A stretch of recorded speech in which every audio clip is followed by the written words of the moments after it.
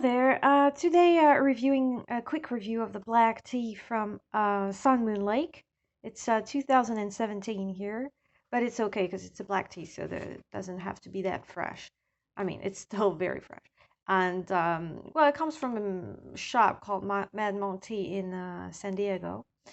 Well, it's a sample I received with another order, and it's actually a very good surprise. So the black tea from Sun Moon Lake is also called Ruby Red 18 or Ruby 18 or something. It's actually an Assamica version.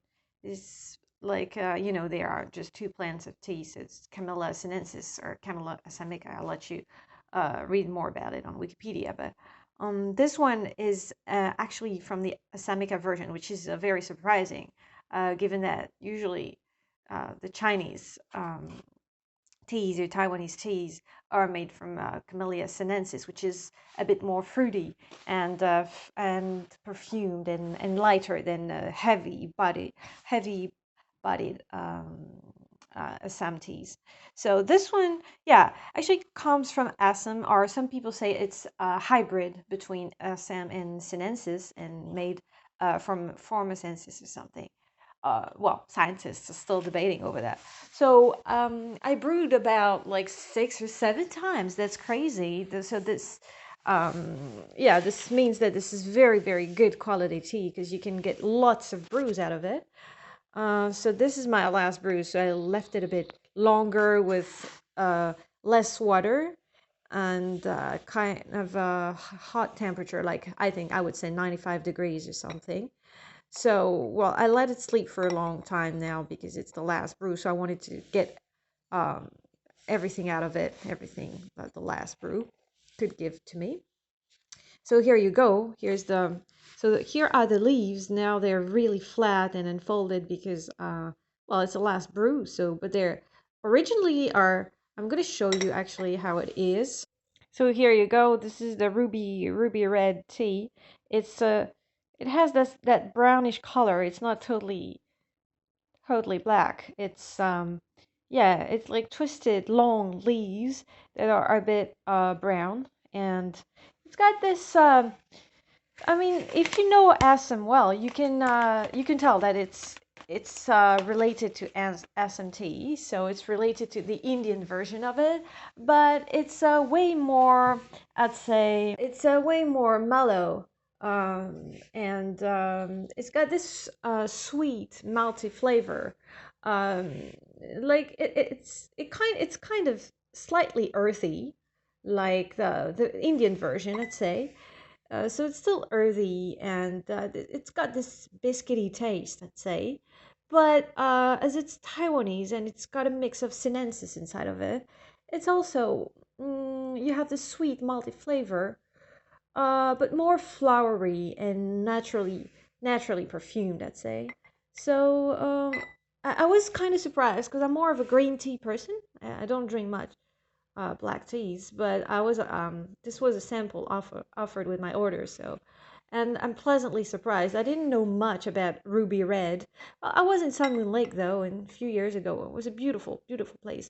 But I didn't buy SMT. What? But I remember that it was very important there, and they were advertising it everywhere. So yeah, it's very surprising because it's still very perfumed and flowery, but you still have this Assam strong body, a base that you don't really have mostly with Chinese teas, and this is so you can feel that it's got this strong uh, base in the background.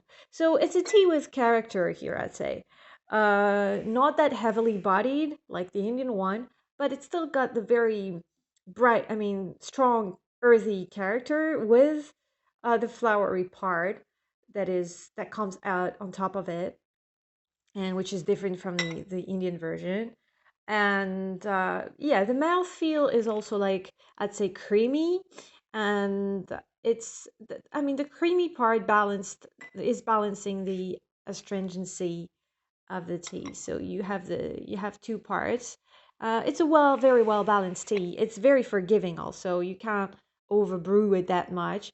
It's not going to taste horribly bitter like an Indian one would if you oversteeped it. So it's really good for with the Gongfu cha method. You can steep for a few seconds in the first steep, and then like just yeah, get longer and longer steeps. So here you go.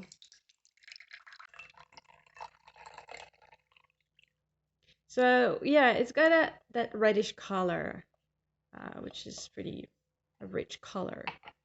Uh, so yeah, that was my review. I would totally advise for buying this tea. I would totally recommend this tea after all, even if I'm not a black tea person, but I'm pleasantly surprised.